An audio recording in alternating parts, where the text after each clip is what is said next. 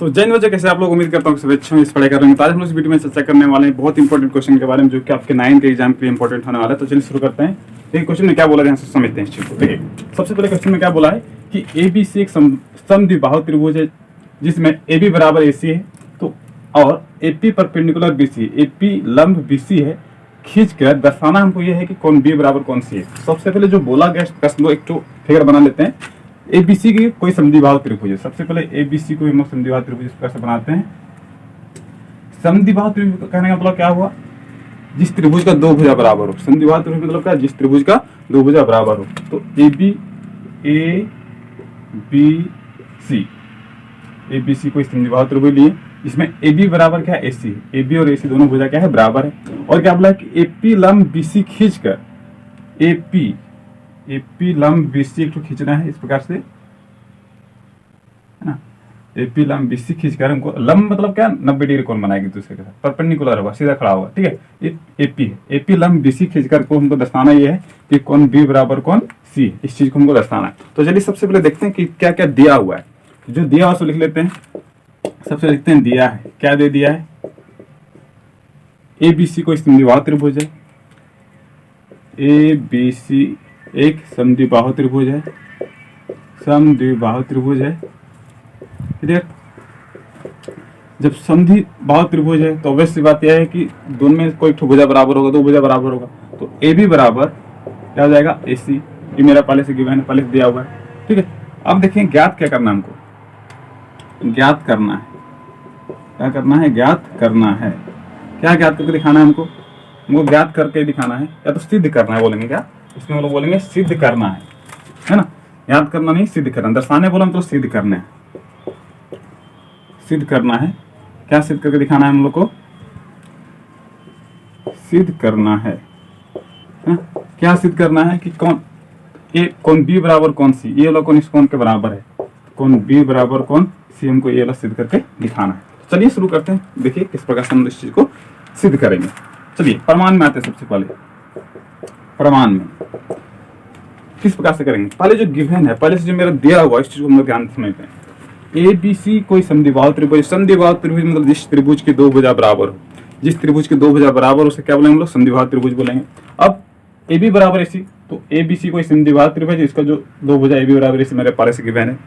अब ध्यान समझते हैं। देखिए जब इसमें परपेंडिकुलर खींचा गया, मतलब कोई AP लंब BC जब खींचा गया, AP लंब BC जब खींचा गया तो दो त्रिभुज में डिवाइड हो गया ना, दो त्रिभुज में बट गया। इसका मतलब क्या, अगर हम इन दोनों त्रिभुज को, त्रिभुज ABP और त्रिभुज ACP को, अगर हम दोनों को सर्वांगसम कर दें तो ऑब्वियस हो जाएगा दोनों सभी बराबर, है ना। तो सर्वांगसम करने की कोशिश करते हैं, चलिए करते हैं। देखिए ABP या तो APB, क्या बोलेंगे, त्रिभुज APB तथा त्रिभुज APC में, दोनों त्रिभुज में चलेंगे।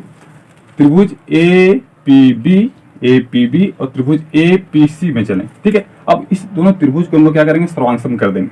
सर्वांगसम करने के लिए बहुत सारे मेथड हम लोग पढ़ चुके हैं। क्या क्या मेथड पढ़े हैं कि SSS पढ़े हैं, चार साइड को बराबर कर दें तो तीन ठो भुजा को बराबर कर दें तो सर्वांगसम हो जाएगा, है ना।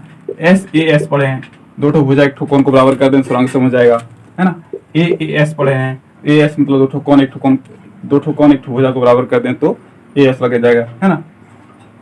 ASA लगा सकते हैं दो ठो कोण भुजा करने पर। फिर लास्ट में तो RHS भी पढ़े थे। तो टोटल 5 नियम से हम लोग सर्वांगसम करते हैं। सर्वांगसम के लगभग 5 नियम पढ़ चुके हैं हम लोग, ठीक है। तो RHS, ASA, AS, SAS और SSS।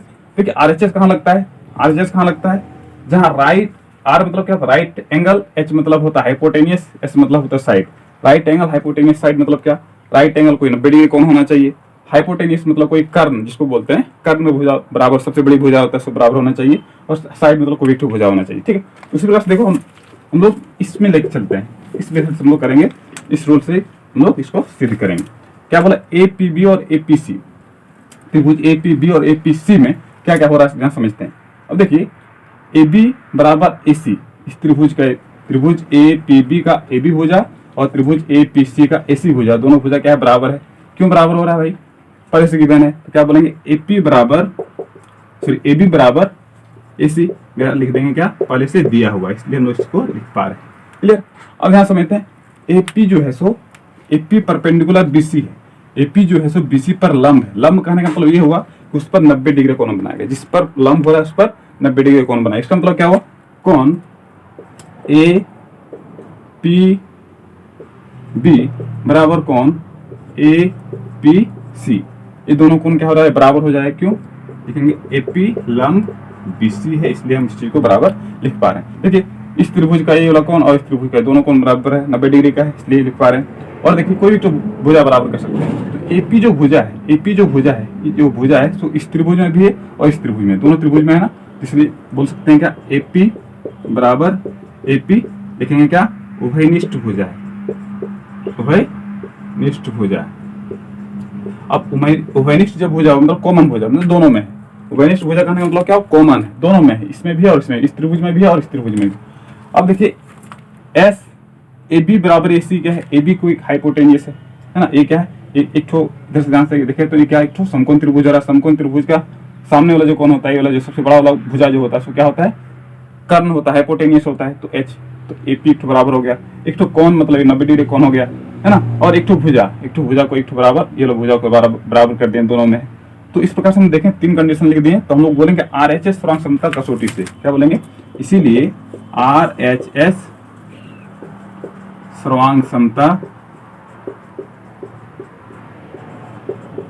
कसौटी से, आरएचएस स्थिरांक समता कसौटी से इस त्रिभुज को भी देखें, आरएचएस स्थिरांक समता कसौटी से क्या बोलेंगे, इसको ना समझते। आरएचएस स्थिरांक समता कसौटी से हम लोग क्या करेंगे, जिस त्रिभुज के लेके चले थे, त्रिभुज ए पी बी स्थिरांक सम त्रिभुज ए पी सी, ये दोनों को क्या किए, स्थिरांक सम कर दिए। अब देखिए ए पी बी और ए पी सी दोनों को जब स्थिरांक सम किए, कारण क्या दिए, आरएचएस स्थिरांक समता कसौटी। मतलब आरएचएस क्यों लगाए, कारण कि 90 डिग्री कोण बन रहा है, 90 डिग्री कोण बन रहा है, एक हाइपोटेनियस भी बराबर हो रहा है, एक तो भुजा बराबर है, इसलिए ठीक है। तो ए पी बी स्थिरांक सम त्रिभुज ए पी सी स्थिरांक सम हो गया। अब हम लोग जानते हैं कि जब कोई दो स्थिरांक सम त्रिभुज हो, तो जो दो स्थिरांक सम त्रिभुज के सभी भुजा बराबर होता है और सभी कोण बराबर होता है। तो इस त्रिभुज में देखें ए पी बी में ये लोग कोण बी हो जा रहा है ना, तो कोण बी बराबर ए पी सी में कौन सी हो जा रहा है ना, कौन सी, ये दोनों को बराबर लिख सकते हैं। कारण क्या देंगे, बोलेंगे सीपीसीटी से। सीपीसीटी मतलब होता है congruence part of congruence triangle. CPCT मतलब क्या होता है, congruence part of congruence triangle, मतलब स्थिरांक सम त्रिभुज के सभी भुजा सभी कोण क्या होते हैं, बराबर होते हैं। इस चीज को हम लोग को सिद्ध करने बोला था, वही चीज हम लोगों ने सिद्ध किया, जो कि हम लोग का प्रूफ। तो इस प्रकार से इसको ध्यान से समझना है, बहुत ही आसान क्वेश्चन है लेकिन बहुत ही इंपॉर्टेंट क्वेश्चन है।